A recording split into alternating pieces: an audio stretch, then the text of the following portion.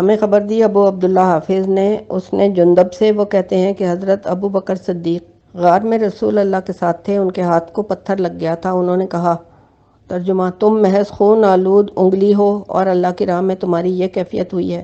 ہمیں خبر دی ابو عبداللہ اسحاق بن محمد بن یوسف سوسی نے، ان کو خبر دی ابو ثابت نے انس سے یہ کہ ابو بکر نے اس کو حدیث بیان کی ہے۔ وہ کہتے ہیں کہ میں رسول اللہ کے ساتھ غار میں تھا، میں نے کہا، یا رسول اللہ، اگر کوئی ایک ان میں سے اپنے قدموں کی طرف دیکھ لے تو ہمیں دیکھ لے گا۔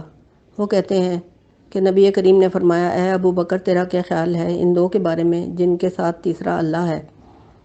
اور ہمیں خبر دی علی بن احمد بن عبدان نے، ان کو اپنی اسناد کے ساتھ مذکور کی مثل، مگر اس نے کہا ہے کہ اگر ان میں سے کوئی بھی اپنا قدم اٹھائے گا تو ہمیں دیکھ لے گا اپنے قدموں کے نیچے سے۔ بخاری نے اس کو روایت کیا محمد بن سفیان سے اور عبداللہ بن محمد سے، اس نے حبان بن ہلال سے، اور مسلم نے اس کو روایت کیا ہے زہیر بن حرب وغیرہ سے۔ ہمیں خبر دی ابو الحسن علی بن عبداللہ بن ابراہیم ہاشمی نے، ان کو مسلم نے، ان کو عون بن عمر قیسی نے، وہ کہتے ہیں کہ میں نے سنا ابو مصعب مکی سے، وہ کہتے ہیں میں نے اس کو پایا انس بن مالک سے اور زید بن ارقم سے، مغیرہ بن شعبہ سے۔ میں نے ان کو سنا وہ باتیں بتاتے تھے کہ جب نبی کریم غار میں تھے، اللہ تعالیٰ نے درخت کو حکم دیا، وہ آپ کے چہرے کے سامنے اگ گیا تھا، اس نے آپ کے چہرے کو چھپا لیا تھا، اور اللہ نے مکڑی کو حکم دیا تھا، اس نے غار کے دہانے پر جالا بن لیا تھا جس کی وجہ سے آپ کا چہرہ چھپ گیا تھا۔ اس اللہ نے دو کبوتروں کو حکم دیا جو جنگلی تھے، وہ غار کے دہانے کے پاس بیٹھے اور قریش کے نوجوان آئے۔ ہر قبیلے کا ایک آدمی تھا جو لاٹھیوں اور موٹے ڈنڈوں سے اور تلواروں سے آراستہ تھے۔ جب وہ حضور سے 40 ہاتھ کے فاصلے پر تھے، ان میں ہر شخص غار کے اندر دیکھنے لگا۔ اس نے غار کے منہ پر دو کبوتروں کو دیکھا، وہ اپنے دیگر ساتھیوں کے پاس لوٹ کر آ گئے۔ وہ اس سے کہنے لگے، کیا بات ہے کہ تم نے غار کے اندر نہیں دیکھا؟ اس نے کہا کہ تم نے غار کے منہ پر دو کبوتریاں نہیں دیکھی تھی؟ میں نے تو اس سے یہ اندازہ لگایا ہے کہ ان میں کوئی نہیں ہو سکتا۔ نبی کریم نے سن لیا جو کچھ وہ کہہ رہے تھے۔ آپ سمجھ گئے کہ اللہ تعالیٰ نے ان مشرکین کو ہم سے روک دیا ہے ان کبوتروں کی وجہ سے۔ نبی کریم نے ان کو بلایا اور ان پر برکت اتاری اور ان کی جزا مقرر کر دی اور وہ حرم میں لوٹنے لگے۔ ہمیں خبر دی ابو عبداللہ اسحاق بن ابو سعید سوسی نے، ان کو سعید بن جبیر نے ابن عباس سے، وہ کہتے ہیں کہ اللہ نے ان پر سکینہ نازل کیا، کہا کہ حضرت ابو بکر پر، کیونکہ نبی کریم پر تو ہمیشہ سکینہ رہتا ہی تھا۔ چیپٹر 98 سراقہ بن مالک بن جوشم کا رسول اللہ کے قدموں کے نشانات کی مدد سے آپ کا تعاقب کرنا اور اس واقعے میں دلائل نبوت کا ظہور۔ ہمیں خبر دی ابو الحسین محمد بن حسین قطان نے، اس نے ابو اسحاق سے، اس نے برہ سے، وہ کہتے ہیں کہ حضرت ابو بکر صدیق نے غار سے 13 درہم کے بدلے میں اونٹنی خریدی تھی۔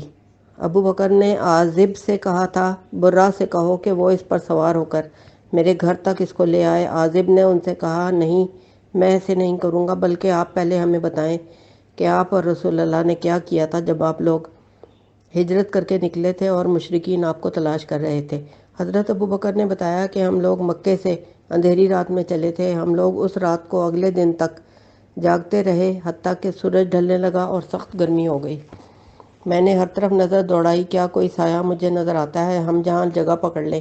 مجھے ایک چٹان نظر آئی، میں وہاں پہنچا، اس کا تھوڑا سا سایہ باقی تھا، میں نے اس کو برابر کیا، اس کے بعد میں نے رسول اللہ کے لیے چمڑے کا بچھونا بچھایا اور میں نے عرض کی، یا رسول اللہ آپ لیٹ جائیے۔ آپ لیٹ گئے۔ اس کے بعد میں اپنے ارد گرد کا جائزہ لینے لگا کہ کیا مجھ کو مطلوبہ انسان نظر آ رہا ہے۔ اچانک مجھے بکریوں کا ایک چرواہا نظر آیا جو اپنی بکریوں کو پہاڑ کی طرف ہانک رہا تھا، وہ بھی وہی چاہتا تھا جو ہم نے چاہا تھا، یعنی وہ بھی سائے کی تلاش میں تھا۔ میں نے اس سے پوچھا، اے لڑکے تم کس کے ہو؟ اس نے کہا، میں قریش کے ایک بندے کا غلام ہوں۔ اس نے مالک کا نام لیا تو میں پہچان گیا۔ میں نے پوچھا کہ کیا تیری بکریوں میں دودھ ہے؟ اس نے کہا کہ ہے۔ میں نے کہا کہ کیا تم مجھے دودھ نکال دو گے؟ اس نے جواب دیا کہ ہاں نکال دوں گا۔ میں نے اس سے کہا تو اس نے اپنی بکریوں میں سے ایک بکری کے پیروں میں رسی باندھی۔ میں نے کہا کہ اس کی کھیری جھاڑ دو، مٹی صاف ہو جائے گی۔ پھر میں نے کہا کہ آپ اپنے ہاتھ بھی جھاڑ دیں۔ اس نے ایک ہتھیلی دوسری پر ماری اور اس نے میرے لیے تھوڑا تھوڑا کر کے بہت سارا دودھ نکالا۔ میں نے شکم سیر ہو کر دودھ پیا۔ میرے پاس رسول اللہ کے لیے ایک چھوٹا سا مشکیزہ تھا، اس کے منہ پر ایک کپڑا تھا۔ میں نے اس کو دودھ پر انڈیلا حتیٰ کہ اس کا نیچے کا حصہ ٹھنڈا ہو گیا۔ میں رسول اللہ کے پاس آیا، اتفاق ایسا ہوا کہ وہ جاگ گئے تھے۔ میں نے کہا، کیا آپ دودھ پئیں گے یا رسول اللہ؟ پھر رسول اللہ نے بھی دودھ پیا، آپ بھی خوش ہوئے۔ میں نے کہا، کوچ کرنے کا وقت ہو گیا ہے یا رسول اللہ۔ اگلی ہیڈنگ ہے، غم نہ کریں، اللہ ہمارے ساتھ ہے۔ کہا کہ ہم لوگوں نے کوچ کیا جبکہ لوگ ہمیں تلاش کر رہے تھے۔ ہمیں ان میں سے کسی نے نہ پایا سوائے سراقہ بن مالک بن جوشم کے، وہ اپنے گھوڑے پر سوار تھا۔ میں نے کہا، یا رسول اللہ، یہ کوئی ہمیں تلاش کرنے والا لگتا ہے جو ہمارے پیچھے پیچھے آ گیا ہے۔ حضور نے فرمایا، لا تحزن ان اللہ معنا، آپ غم نہ کریں، بے شک اللہ ہمارے ساتھ ہے۔ جب وہ ہمارے قریب ہوا اور اس کے اور ہمارے درمیان فاصلہ صرف 2 یا 3 کمان کا رہ گیا، میں نے کہا کہ یہ جاسوس ہمارے پیچھے آ گیا ہے یا رسول اللہ، اور میں رو پڑا۔ آپ نے پوچھا کہ کیوں روتے ہو؟ میں نے کہا، اللہ کی قسم میں اپنے لیے نہیں روتا بلکہ میں آپ کے لیے رو رہا ہوں۔ کہتے ہیں کہ رسول اللہ نے اس کے لیے بددعا کی اور کہا، ترجمہ، اے اللہ تو اس کو کافی ہو جا جیسے تو چاہے۔ کہتے ہیں کہ اس کا گھوڑا اس کے سمیت پیٹ تک زمین میں دھس گیا، چنانچہ سراقہ اس کے اوپر سے کود گیا، پھر کہنے لگا، اے محمد، آپ کو معلوم ہے کہ آپ کا ہی عمل ہے، اللہ سے دعا کیجئے کہ وہ مجھے اس مصیبت سے نجات دے جس میں میں گرفتار ہوں۔ اللہ کی قسم میں ایک تلاش سے اندھا بن جاؤں گا اپنے پچھلوں کے لیے۔ یہ لیں میرا ترکش ہے، آپ اس میں سے تیر نکال لیں، بے شک آپ ان قریب گزریں گے میرے اونٹوں اور بکریوں کے پاس جو کہ اتنی ہیں، آپ اس میں سے جتنی چاہیں لے لیں۔ رسول اللہ نے فرمایا کہ ہمیں تیری اونٹوں کی اور بکریوں کی کوئی حاجت نہیں ہے۔ پھر حضور نے اس کے حق میں دعا کی، لہٰذا وہ لوٹ کر چلا گیا اپنے دوستوں کے پاس، اور رسول اللہ اور میں اپنے سفر پر روانہ ہو گئے، یہاں تک کہ ہم رات کو مدینے پہنچ گئے۔ ہمیں خبر دی ابو نصر بن قتادہ نے اس کو ذکر کیا ہے، مذکور کی مثل بخاری نے اس کو روایت کیا ہے صحیح میں عبداللہ بن رجا سے، اور مسلم نے روایت کیا ہے دوسرے طریق سے اسرائیل سے۔ اگلی ہیڈنگ ہے، سراقہ کے گھوڑے کے پاؤں زمین میں دھس گئے، اور ہمیں خبر دی ابو عبداللہ حافظ نے، وہ کہتے ہیں کہ مجھے خبر دی برہ سے، وہ کہتے ہیں کہ ابو بکر صدیق اس کے والد کے پاس ان کے گھر میں گئے، انہوں نے اس سے پالان خریدا، اور راوی نے آگے اس حدیث کو ذکر کیا ہے حدیث اسرائیل کے مفہوم میں، یہاں تک کہا کہ ہم لوگوں نے کوچ کیا سورج ڈھلنے کے بعد، اور سراقہ بن مالک نے ہمارا تعاقب کیا، اور ہم لوگ اس وقت سخت پتھریلی مگر ہموار زمین پر سفر کر رہے تھے۔ میں نے کہا، یا رسول اللہ، ہم لوگ پکڑے گئے۔ آپ نے فرمایا، فکر نہ کر، اللہ ہمارے ساتھ ہے۔ رسول اللہ نے اس کے خلاف بددعا کی جس سے اس کے گھوڑے کے سم سخت زمین کے اندر دھس گئے اور وہ پیٹ تک اندر اتر گیا۔ سراقہ نے کہا، میں نے سمجھ لیا ہے کہ تم دونوں نے میرے اوپر بددعا کی ہے، اب میرے لیے دعا کرو، اللہ تمہارا ہے یہ کہ میں تمہاری تلاش سے اور تعاقب سے رک جاؤں گا اور باز آ جاؤں گا۔ رسول اللہ نے اس کے لیے دعا فرمائی اور اس کو نجات مل گئی، چنانچہ وہ واپس ہو گیا۔ جو بھی اس کو ملتا وہ اس سے یہی کہتا، تحقیق کفایت کی گئی ہے تمہیں اس سے جو کچھ یہاں تھا، اور جس کو بھی وہ راستے میں ملتا اس کو واپس کر دیتا اور ہمارے ساتھ وفاداری کرتا۔ مسلم نے اس کو روایت کیا سلمہ بن شبیب سے، اور بخاری نے اس کو روایت کیا دوسرے طریق سے زہیر بن معاویہ سے۔ ہمیں خبر دی علی بن احمد بن عبدان نے، ان کو خبر دی ابن شہاب نے، اور مجھے خبر دی عبد الرحمن بن مالک نے، وہ سراقہ بن مالک بن جوشم کے بھائی کے بیٹے تھے، یہ کہ اس کے باپ نے اس کو خبر دی کہ اس نے سنا تھا سراقہ بن جوشم سے۔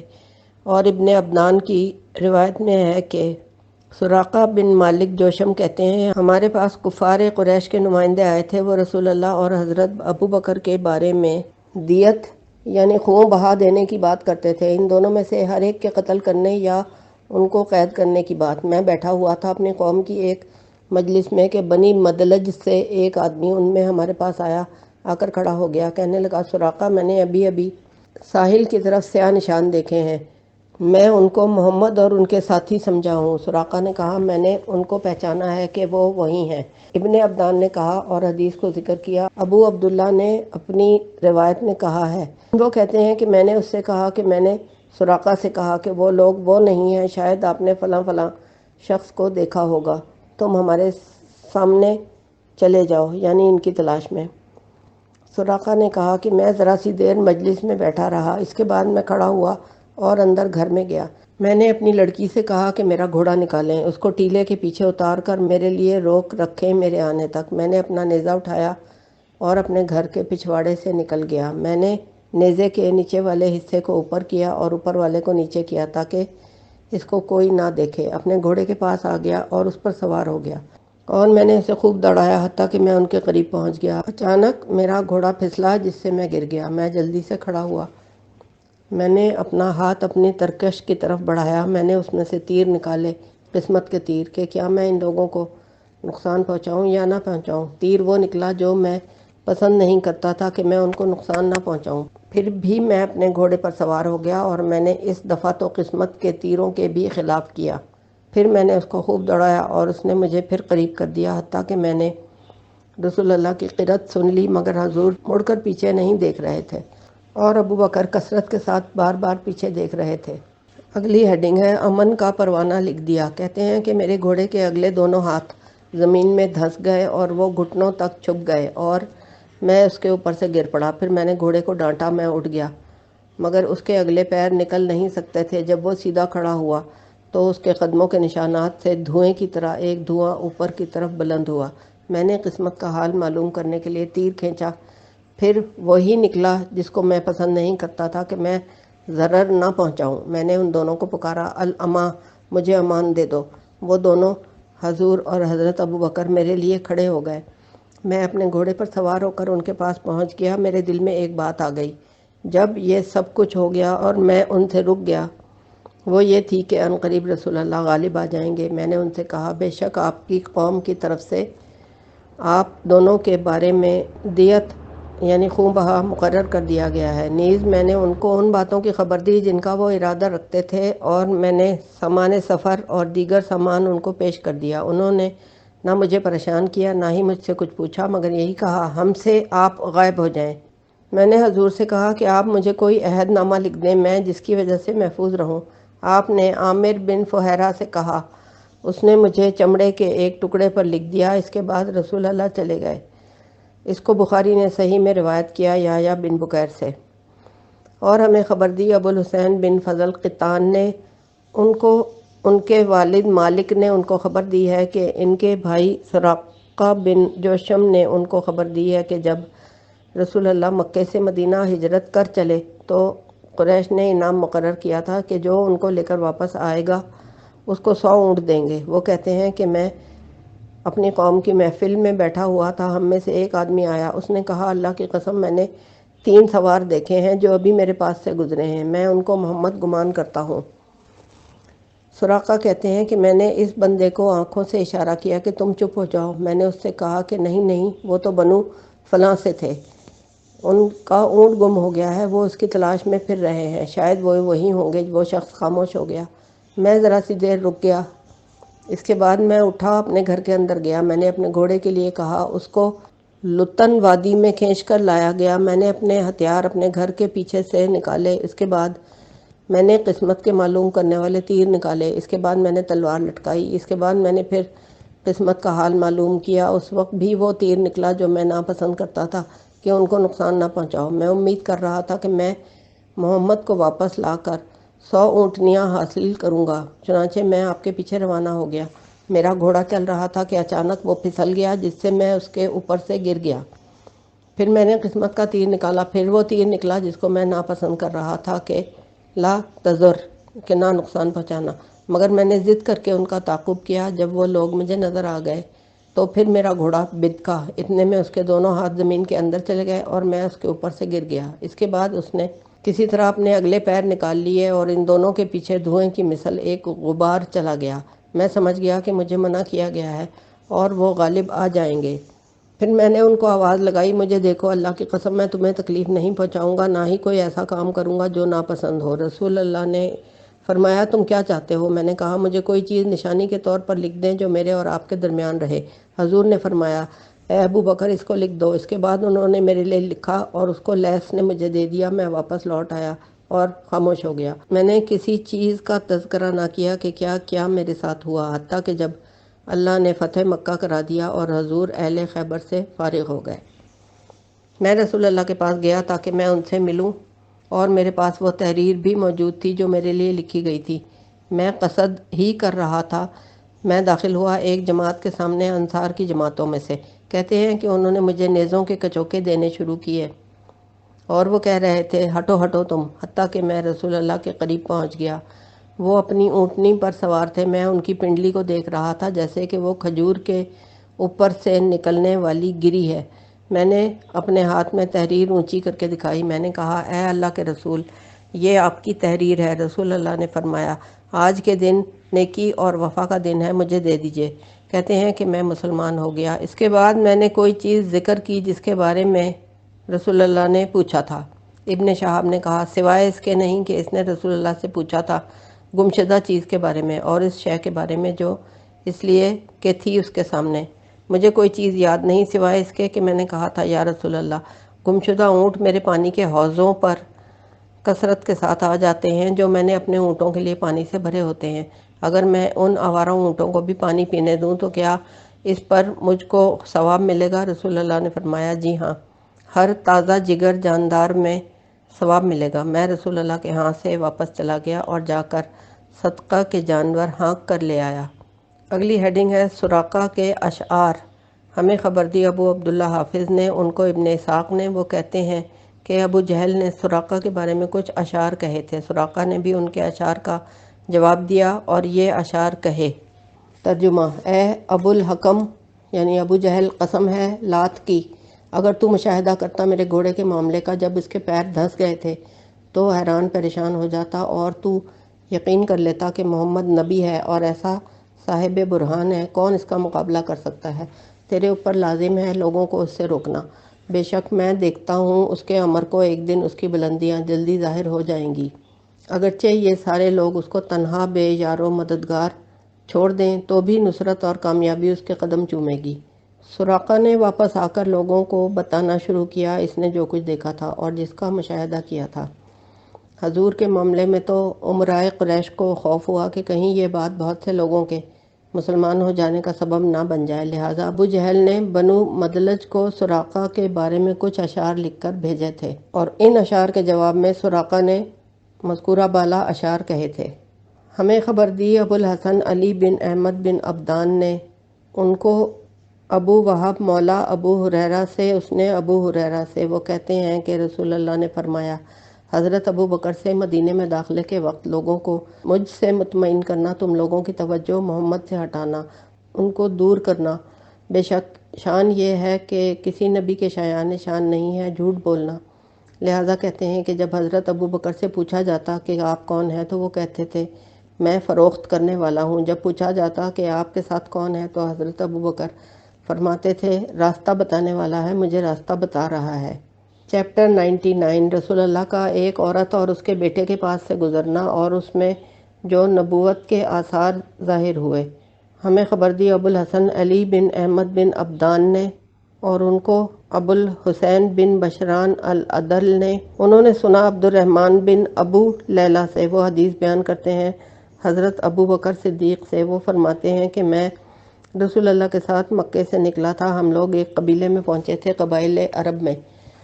نبی کریم نے کونے میں ایک طرف نظر اٹھا کر دیکھا، آپ اسی کی طرف چلے گئے۔ جب ہم وہاں جا کر اترے تو اس میں ایک عورت کے علاوہ کوئی بھی نہیں تھا۔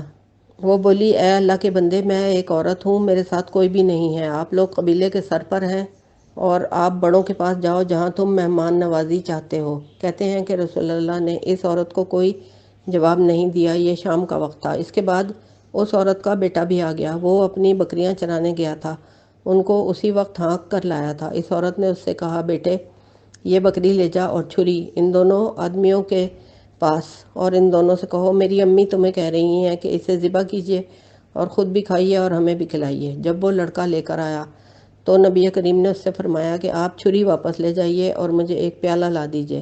اس نے کہا یہ تو مجرد ہے، بغیر بچہ جنے کے ہے، اس کا دودھ کہاں سے آئے گا؟ اس کا دودھ نہیں ہے۔ حضور نے فرمایا کہ آپ جائیے، تو وہ گیا اور پیالہ لے آیا۔ حضور نے اس کی کھیری کو ہاتھ لگایا، اس کے بعد دودھ دونا شروع کر دیا اور پھر پیالہ بھر گیا۔ پھر فرمایا کہ اسے اپنی امی کے پاس لے جائیے، اس نے سیر ہو کر پیا۔ پھر پیالہ واپس لایا تو آپ نے فرمایا کہ اسے لے جائیے اور دوسرا لے آئیے۔ اس نے ایسے ہی کیا۔ اس کے بعد حضور نے حضرت ابو بکر کو بلایا، پھر وہ ایک اور لے کر آ گیا، اس کے بھی ایسے کیا۔ اس کے بعد نبی کریم نے خود پیا۔ کہتے ہیں کہ ہم لوگ اس رات کو سو گئے، اس کے بعد ہم لوگ روانہ ہو گئے۔ اس عورت نے حضور کو مبارک نام دیا اور اس کی بکریاں کثیر ہو گئیں، حتیٰ کہ وہ مدینے کی طرف چلی آئی۔ ایک دن حضرت ابو بکر صدیق اس کے پاس سے گزرے تو اس کے بیٹے نے حضرت ابو بکر صدیق کو پہچان لیا اور کہنے لگا، امی یہ وہی آدمی ہیں جو مبارک کے ساتھ تھے، یعنی حضور کے ساتھ۔ وہ اٹھ کھڑی ہوئی اور پوچھنے لگی، اے اللہ کے بندے، وہ کون آدمی تھا تیرے ساتھ اس دن؟ انہوں نے پوچھا، کیا آپ جانتی ہیں کہ وہ کون تھے؟ بولی کہ نہیں، میں نہیں جانتی۔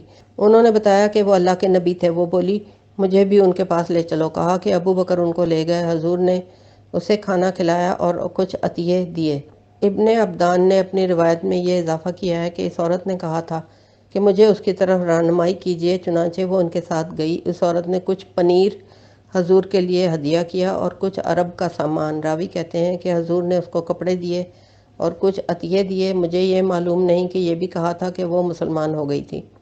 امام بہقی کہتے ہیں، میں کہتا ہوں کہ یہ قصہ اگرچہ کم ہے اس سے جو ہم نے معبد کے قصے میں روایت کیا ہے، اور بعض روایات میں اس کے قریب قریب ہے، اور عین ممکن ہے کہ یہ وہی ایک ہی چیز ہو۔ اور تحقیق ذکر کیا محمد بن اسحاق بن یسار نے معبد کے قصے میں کچھ حصہ جو دلالت کرتا ہے کہ وہ اور یہ ایک ہی تھی۔ اگلی ہیڈنگ ہے، 1 سال والی بکری سے دودھ نکالنا۔ ہمیں خبر دی ابو عبداللہ حافظ نے، ان کو ابن اسحاق نے۔ وہ کہتے ہیں کہ رسول اللہ معبد کے خیمے میں اترے۔ معبد وہی تھی کہ بالائی حصے میں جس کو جن نے خوبصورت آواز سے کچھ کہا تھا۔ معبد کا نام عاتقہ بنت خالد ابن منقذ بن ربیعہ بن اسرم تھا۔ ان لوگوں نے اس سے مہمان نوازی کرنے کی خواہش کی تھی۔ اس نے کہا تھا کہ اللہ کی قسم، ہمارے پاس نہ تو کھانے کی کوئی چیز ہے، نہ یہ دودھ والی کوئی بکری ہے، نہ ہی کوئی ذبح کرنے والی بکری ہے۔ ہاں مگر یہ 1 سال کی۔ رسول اللہ نے اس کی وہی ایک بکری منگوائی، اس کی کھیری پر اپنا ہاتھ پھیرا اور اللہ سے دعا کی اور ایک بڑے پیالے میں دودھ نکالنا شروع کیا، حتیٰ کہ وہ برتن بھر گیا۔ حضور نے اس عورت سے کہا کہ آپ پئیں اے معبد۔ اس نے کہا، آپ کا زیادہ حق ہے۔ پھر حضور نے اس کو واپس کر دیا اور معبد نے پہلے پیا۔ اس کے بعد آپ نے اسی طرح کی ایک اور سال والی منگوائی، اس کے ساتھ بھی وہی سلوک کیا۔ آپ نے خود پیا۔ اس کے بعد آپ نے ایک اور سال والی منگوائی اور دودھ اپنے راستہ بتانے والے کو پلایا۔ اس کے بعد ایک اور منگوائی اور دودھ عامر کو پلایا۔ اس کے بعد یہ لوگ چلے گئے۔ اتنے میں حضور کو تلاش کرنے والے قریش بھی پہنچ گئے معبد کے پاس۔ انہوں نے اس سے پوچھا کہ تم نے محمد کو دیکھا ہے اور اس کا حلیہ ایسا ایسا ہے۔ انہوں نے اس کے آگے حضور کی وصف بتائی۔ وہ بولی، میں نہیں جانتی کہ تم کیا کہہ رہے ہو۔ تحقیق میری ضیافت کی ہے 1 سال کی بکری کا دودھ نکالنے والے نے۔ قریش نے کہا، یہ وہی ہے جس کا تم ذکر کر رہی ہو۔ میں کہتا ہوں کہ احتمال یہ بھی ہے کہ یہ کیفیت شروع کی وہ جو خیمے کے خالی ہونے کی تھی، جیسے ہم نے حدیث سے معبد میں ذکر کیا ہے۔ اس کے بعد اس کا بیٹا بکریاں لایا ہو، جیسے ہم نے روایت کیا حدیث سے ابن ابی لیلہ میں۔ اس کے بعد جب اس کا شوہر آیا ہو تو اس نے اس کے آگے حضور کی وصف بیان کی ہو۔ چیپٹر 100، حضور کا اپنے ساتھی کے ساتھ چرواہے پر گزر اور اس میں ظاہر ہونے والی علامات۔ ہمیں حدیث بیان کی ابو عبداللہ حافظ نے، ان کو قیس بن نعمان نے۔ وہ کہتے ہیں کہ نبی کریم روانہ ہوئے تھے اور حضرت ابو بکر بھی چھپ کر، تو ان کا گزر ایک ایسے غلام کے پاس سے ہوا جو بکریاں چرا رہا تھا۔ انہوں نے اس سے پینے کے لیے دودھ طلب کیا۔ اس وقت کے قبائلی رواج کے مطابق اس طرح دودھ مانگنا نہ برا سمجھا جاتا تھا، نہ ہی کوئی منع کرتا تھا۔ دودھ کی فراوانی تھی۔ اس نے کہا کہ میرے پاس تو دودھ نکالنے کے قابل کوئی بکری نہیں ہے، مگر بکری کے بچے ہیں جو اول سال میں پیدا ہوئے تھے۔ آپ نے فرمایا کہ ہم اللہ سے دعا کریں گے۔ حضور نے اس کو رسی باندھی اور اس کی کھیری پر ہاتھ پھیرا اور دعا فرمائی تھی کہ دودھ اتر آیا۔ ابو بکر ایک پیالہ لائے، آپ نے اس میں دودھ نکالا، ابو بکر نے پیا۔ اس کے بعد چرواہے نے پیا۔ اس کے بعد آپ نے دودھ پیا۔ چرواہے نے پوچھا کہ آپ کون ہیں؟ اللہ کی قسم، میں نے آپ جیسا انسان کبھی نہیں دیکھا۔ آپ نے فرمایا، یہ بتائیں کہ اگر میں تمہیں اپنے بارے میں بتا دوں تو تم اس کو چھپا لو گے؟ اس نے جواب دیا کہ بالکل۔ آپ نے فرمایا کہ میں محمد رسول اللہ ہوں۔ اس نے پوچھا کہ آپ وہی ہیں جس کے بارے میں قریش کہتے ہیں کہ وہ صابی ہے؟ حضور نے فرمایا کہ ہاں، وہ لوگ ایسے ہی کہتے ہیں۔ اس چرواہے نے کہا کہ میں شہادت دیتا ہوں کہ آپ نبی ہیں، اور میں شہادت دیتا ہوں آپ جو کچھ لائے ہیں وہ حق ہے۔ بے شک آپ نے جو کچھ آج کیا ہے یہ کوئی نہیں کر سکتا، نبی ہی کر سکتا ہے۔ میں آپ کے پیچھے چلتا ہوں، آپ کی اتباع کروں گا۔ حضور نے فرمایا کہ تم ایسا نہیں کر سکو گے اس وقت جب تجھے یہ خبر مل جائے گی کہ میں غالب آ چکا ہوں گا، اس وقت تم ہمارے پاس آ جانا۔ چیپٹر 101 رسول اللہ کا آپ کے اصحاب میں سے اور حضور کے ساتھی کا کس نے اقبال کیا تھا؟ اس کے بعد انصار صحابہ کا حضور کا استقبال کرنا، حضور کا مدینے میں داخل ہونا اور مدینے میں اترنا، اور مسلمانوں کا آپ کی آمد پر خوش ہونا، اور وہ نشانیاں جو حضور کے وہاں پہنچنے پر ظاہر ہوئیں۔ ہمیں خبر دی ابو الحسین بن فضل قطان نے، ان کو ان کے چچا موسیٰ بن عقبہ نے، وہ کہتے ہیں کہ کہا جاتا ہے کہ جب رسول اللہ اور حضرت ابو بکر صدیق مدینے کے قریب آ گئے اور طلحہ بن عبداللہ شام سے آ گئے اور طلحہ مکہ جانے کے ارادے سے نکلے، جیسے اس کے لیے رسول اللہ نے اور ابو بکر نے ذکر کیا، وہ نکل کر یا تو ان دونوں سے ملے گا یا پھر مکے کا قصد کرے گا۔ اس کے پاس کپڑے تھے جس کو اس نے ابو بکر کے لیے ہدیہ کیا تھا، شام کے کپڑوں میں سے۔ جب وہ ان سے ملا تو اس نے وہ ابو بکر صدیق کو دے دیے، لہٰذا اس میں سے رسول اللہ اور حضرت ابو بکر صدیق نے ان کو پہنا۔ موسیٰ بن عقبہ کہتے ہیں اور ابن شہاب نے زوم کیا ہے کہ عروہ بن زبیر نے کہا کہ زبیر رسول اللہ کو ملے مسلمانوں کے سوار قافلے میں، وہ شام میں تاجر تھے جو مکہ کی طرف آ رہے تھے، وہ رسول اللہ کے سامنے آ گئے، لہٰذا زبیر نے رسول اللہ کو اور ابو بکر صدیق کو سفید کپڑے پہنائے۔ کہتے ہیں کہ ادھر مدینے میں مسلمانوں نے رسول اللہ کے مکے سے نکلنے کی خبر سن لی۔ وہ لوگ صبح روزانہ دوپہر تک حضور کا انتظار کرتے تھے، حتیٰ کہ ان کو دوپہر کی گرمی تکلیف دیتی۔ اگلی ہیڈنگ ہے مدینہ میں سب سے پہلے ایک یہودی نے آپ کو دیکھا۔ ایک دن حسب معمول جب لوٹ کر واپس اپنے گھروں میں گئے، کیا دیکھتے ہیں کہ یہودیوں میں سے ایک آدمی ایک اونچے قلعے پر چڑھ کر دور نظر مارتا ہے، اور وہ حضور کو اور آپ کے ساتھیوں کو دیکھ لیتا ہے کہ وہ دور سراب میں سے روشنی کی طرح سفید چمکتے ہیں۔ لہٰذا وہ یہودی اپنے نفس پر قادر نہیں رہ سکا اور بلند آواز سے چیختا ہے، اے عرب کی جماعت، وہ آ رہے ہیں تمہارے صاحب جن کا تم انتظار کر رہے ہو۔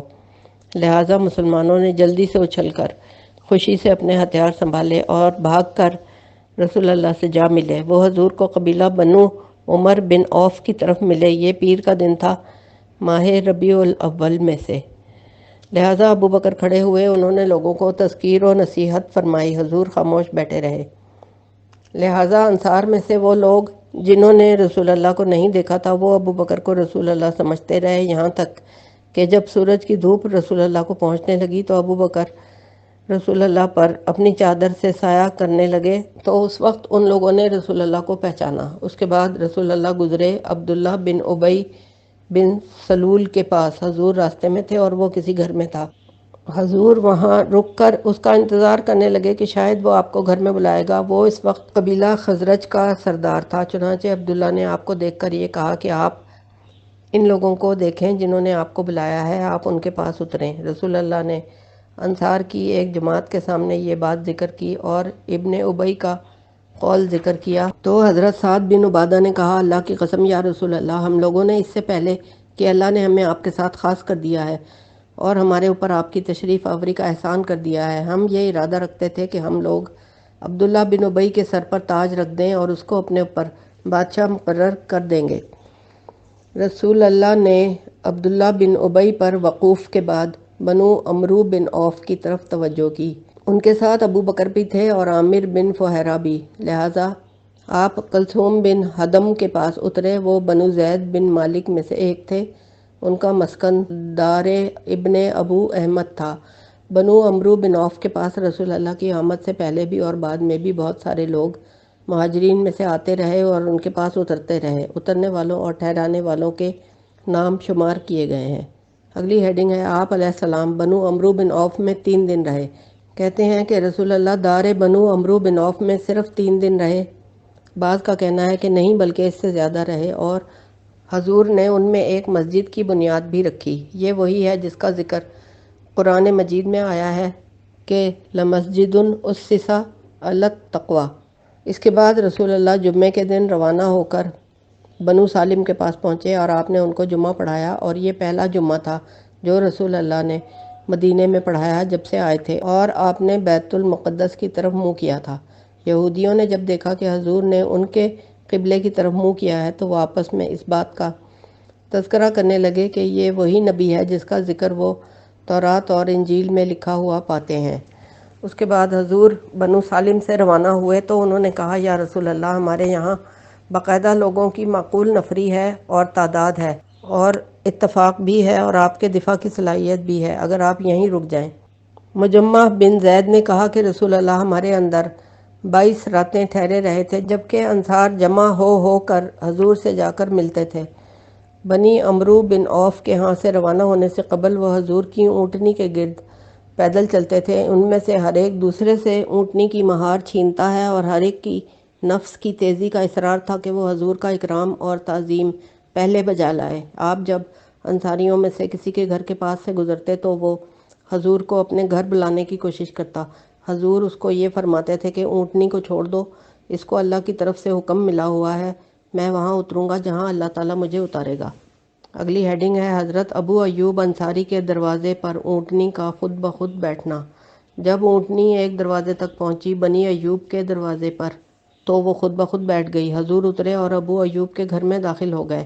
ابو ایوب اوپر سے اتر آئے، اس نے حضور کو مکان کے نیچے کے حصے میں ٹھہرایا اور خود اوپر چڑھ گیا۔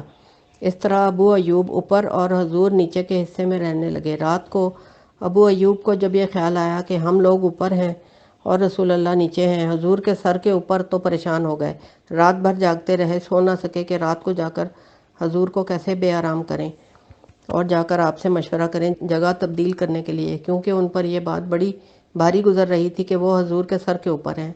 رات بھر جاگتے رہے، صبح ہو گئی تو آ کر عرض کیا، یا رسول اللہ، میں اللہ سے ڈرتا ہوں کہ میں نے اپنے نفس پر ظلم کیا ہے، اس طور پر کہ ہم حضور کے سر سے اوپر تھے، ہمارے اوپر چلنے سے نیچے مٹی بھی جھڑتی ہے جو حضور کے اوپر گرے گی۔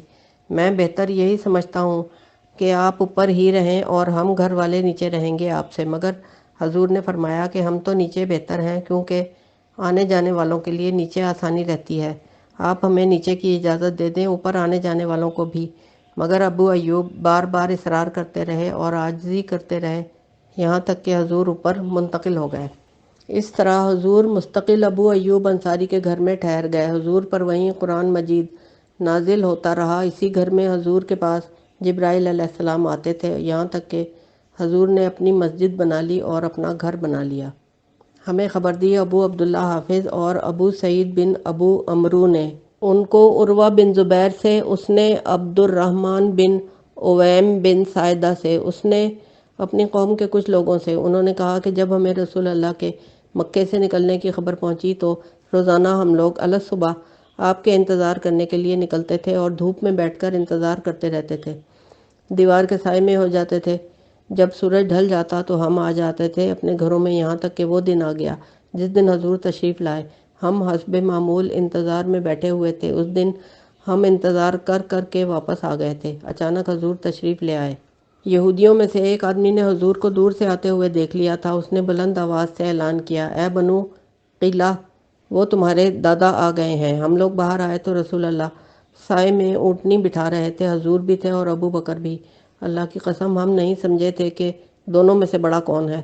وہ ایک ہی عمر میں تھے، یہاں تک کہ ہم نے دیکھا کہ ابو بکر ان کے لیے سائے سے ہٹ رہے ہیں، جس سے ہم یہ سمجھ گئے کہ وہ رسول اللہ ہیں۔ اور ان لوگوں میں سے کسی کہنے والے نے کہا کہ بے شک ابو بکر کھڑے ہوئے اور انہوں نے اپنی چادر کے ساتھ حضور پر سایہ کیا، لہٰذا ہم نے حضور کو اس طرح پہچان لیا۔ ہمیں خبر دی ابو الحسین بن بشران نے، ان کو حدیث بیان کی انس بن مالک سے یہ کہ نبی کریم مدینے میں آیا اور آپ کے اصحاب میں کوئی کالے چٹے بالوں والا نہیں تھا سوائے ابو بکر کے۔ انہوں نے اس سفیدی کو کتم کے ساتھ چھپایا ہوا تھا۔ اس کو بخاری نے نقل کیا ہے حدیث محمد بن حمیر سے۔